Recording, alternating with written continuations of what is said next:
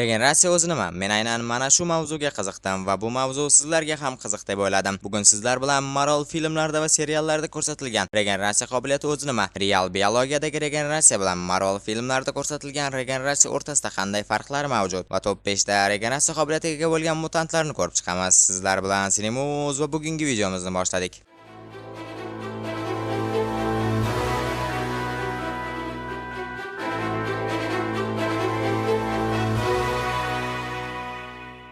Xo'p, sizlar bilan kelishib olsak, bugungi videoni men 3 ta bo'limga bo'laman. Birinchi bo'limda biz Marvel filmlarida va seriallarda ko'rsatilgan regeneratsiya o'zi nima degan savolga javob topamiz.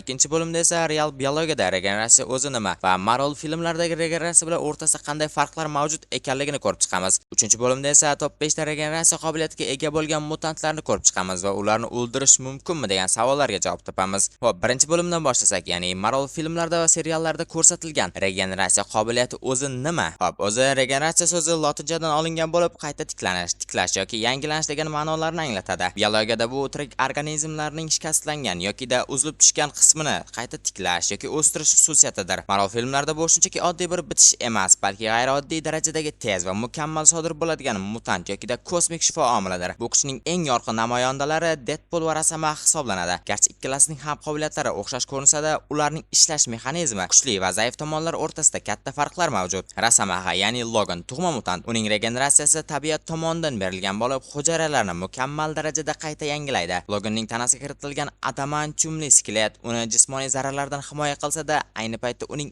eng katta zaif tomonidir. Adamantium juda og'ir metal bo'lib, Loganning tanasini doimiy ravishda zaharlab boradi va uning regeneratsiya qobiliyati bu zaharga qarshi tinmay kurashishga majbur bo'ladi. Filmlarda ko'rishimiz mumkinki, Logan, ya'ni Rosamax qarigan sari yoki undagi X geni, ya'ni mutant geni so'ngani sari uning regeneratsiya qobiliyati asta so'nishni boshlaydi va hatto u o'zining bitta filmida, oxirgi filmida, ya'ni o'lib qoladi, ya'ni o'zining o'sha kloni uni o'ldiradi. Deadpoolga keladigan bo'lsak, Deadpool, ya'ni Wade Wilson esa mutant bo'lib tug'ilmagan. U sun'iy tajriba va qiynoqlar natijasida Rosamax genlaridan olingan shifo omiliga ega bo'lgan. Biroq uning regeneratsiyasi o'ziga xos tarzda ishlaydi. U Wade'ning tanasidagi tajovuzkor saraton hujayralari bilan birlashib ketgan. Deadpoolning shifo omili saraton hujayralari tana a'zolarini yemirishi bilan bir vaqtning o'zida qayta tiklaydi. Bu uning tanasini doimiy urish, ya'ni o'zgarish holatida olib turadi. Shu sababli uning terisi doimiy kuygan kabi chandiqli ko'rinadi. Xo'p, endi esa kim tezroq tiklanadi va kimni o'ldirish qiyinroq degan savollarga javob topsak, filmlardagi aniq faktlarga asoslanadigan bo'lsak, Deadpoolning to'liq tiklanish kuchi ustunroq, ammo jang maydonidagi chidamlilikka keladigan bo'lsak, Rosamax yetakchidir. Deadpool 2 filmida Wade'ning tanasi 2 ga bo'linib ketgan bo'lsa ham, u oyoqlarini noldan qayta o'stira olgan. Rosamax esa adamantium skelet tufayli tana a'zolarini yo'qotmaydi. Uni 2 ga bo'lish deyarli imkonsiz.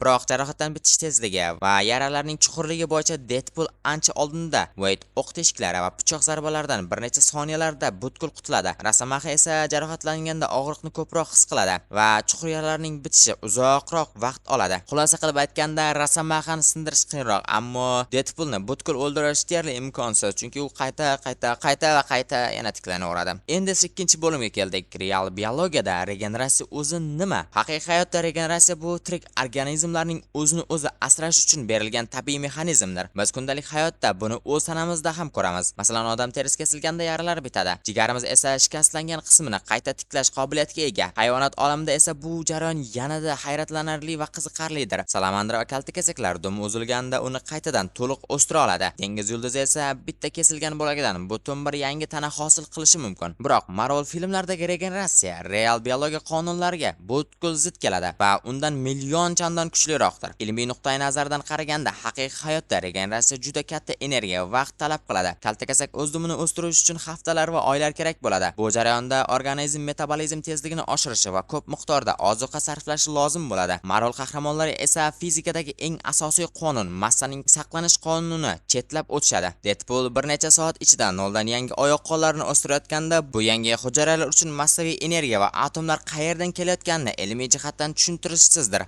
Real biologiyada hujayralar bo'linishi uchun ma'lum vaqt va ozuqa kerak bo'ladi. Filmlardagi qahramonlar esa hech qanday ovqat yemasdan va energiya yig'masdan soniyalar ichida kilogrammlab yangi go'sht va suyak to'qimalarini hosil qilishadi. Bu esa Marveldagi shifo omilini oddiy biologik jarayon emas, balki energiyaning noma'lum manbalardan keladigan qonuniyat ekanligini ko'rsatadi. Xo'p, 3-bo'limga yetib keldik. Marvel filmlarida va seriallarda ko'rsatilgan regeneratsiya qobiliyatiga ega bo'lgan mutantlarni ko'rib chiqamiz. Xo'p, bundan oldin bizni qo'llab-quvvatlagan holda kanalimizga obuna bo'lib qo'yishni esdan chiqarmang. 5-o'rin Victor Crate. Bu mutant Rosamahaning tug'ishgan akasi bo'lib, X-odamlar filmlarida, Deadpool va Rosamaha filmlarida faol ishtirok etgan. U yirtqich hayvon tabiatiga ega bo'lgan mutant. Uning regeneratsiyasi hayvoniy instinktlar va hujayralarni juda tez yangilanish mexanizmi bo'yicha ishlaydi. Filmlarda u juda baland binolardan yiqilganda, og'ir o'qlar yeganda va Rosamahaning o'tkir tirnoqlari tanasini tilib tashlaganda ham bir necha soniya ichida o'ziga kelishi bilan o'z regeneratsiyasini ko'rsatgan. Biroq uni o'ldirish mutlaqo mumkin va uning eng katta zaif tomoni tanasida Rosamahaniki kabi adamantium skelet yo'qligi. Suyaklarda adamantium metal yo'qligi sababli uning boshini tanasidan osonlik bilan ajratish mumkin. Deadpool va Rosamaha filmida Rosamaha uning boshini bitta tezkor zarba bilan tanasidan judo qiladi va Victor Crate'ning regeneratsiyasi boshsiz tanasini qutqara olmay, u o'sha joyda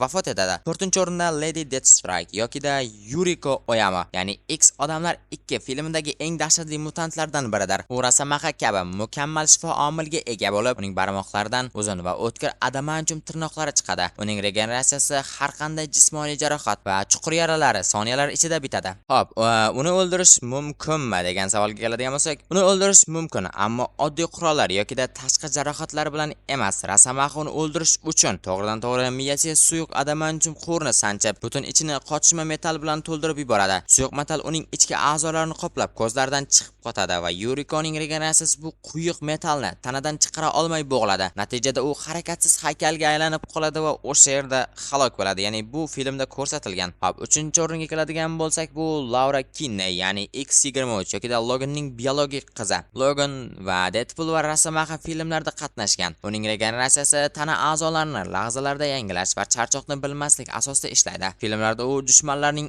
og'ir pulemyot o'qlariga duch kelganda va tanasi teshilib ketganda ham o'qlarni go'shtdan chiqarib tashlashi bilan yaralar soniyalar ichida asoratsiz bitib ketish ko'rsatilgan. Xo'p, uni o'ldirish mumkinmi? Ha, uni o'ldirish mumkin. Uning zaif tomoni skeletining faqatgina qo'l va oyoq tirnoqlarigina adamantium metali bilan qoplanganidir. Qolgan hamma suyaklari oddiy insonnikidek sinishi mumkin. Shuningdek, uni mutant genni so'ndiruvchi maxsus kimyoviy moddalar yoki bosh miyasini butkul parchalab tashlash orqali to'xtatish mumkin. Hop, 2-o'ringa keladigan bo'lsak, bu o'sha hammamiz sezib turgan Rosamaha, ya'ni Logan. X-odam trilogiyalarida Rosamahaning o'zining filmlari va Deadpool va Rosamaha filmlarida mutlaq afsonadir. Uning regeneratsiyasi har qanday kasallik, zaharlanish, jarohat va hatto qarish jarayonini sekinlashtiruvchi tabiiy mukammal shifo omiliga asoslangan. Logan filmida chiqqan uning yosh va shafqatsiz kloni, ya'ni X-24 ham aynan shu dahshatli kuchlarga egadir. Rosamahaning filmlarda ko'rsatilgan amaliy natijasi bu X-Men filmida Phoenixning butun borliqni parchalovchi kosmik energiyasi ostida qolganida, uning go'shti va terisi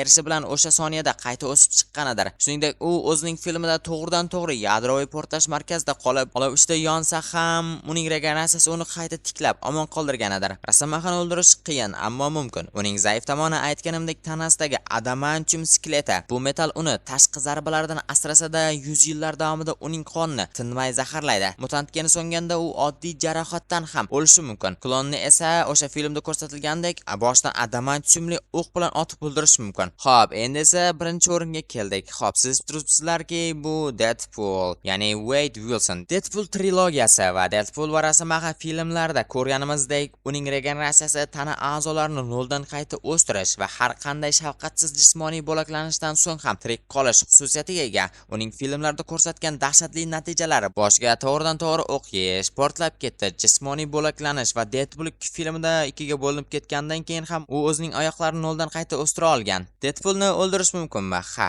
Deadpoolni o'ldirish mumkin. Deadpool filmida ko'rsatilgan bo'yinbog' bor, ya'ni mutant genlarni bo'g'uvchi bo'yinbog' orqali Deadpoolni o'ldirish mumkin. Yokida o'sha X genni so'ndirish orqali ham Deadpoolni o'ldirish mumkin. Xo'p, men aytgan o'sha ikkita usul qilinsa, uning regeneratsiyasi to'xtaydi va u tanasidagi tajovuzkor saraton kasalligi tufayli oddiy inson kabi o'lishi mumkin. Ro'yxatdagi Rosamaha yokida boshqa personajlarga qaraganda, unda adamantium zaharlanishi kabi biologik chegaralar yo'q. U har qanday kesilib bo'laklanishdan keyin ham o'zini qayta tiklay oladi. Xo'p, shu bilan bugungi videomiz ham shu yerda o'z nihoyasiga yetdi va video sizlarga yoqdi degan umiddaman. Video chiqarmaganimga ham bir oydan o'tibdi. Qamaylar, endi tez-tez video chiqarishga harakat qilaman. Va'da bera olmayman lekin. Xo'p, albatta bizni qo'llab-quvvatlagan holda kanalimizga obuna bo'lib, videoga like bosib qo'yishni esdan chiqarmang va Telegram kanalimga ham o'tib qo'yiladi deyishim mumkin, lekin bu Telegram kanalimga uncha ko'p narsa tashlay olmayman. Ya'ni o'sha 1 oy oldin tashlagan narsam bilan hali ham yotibdi.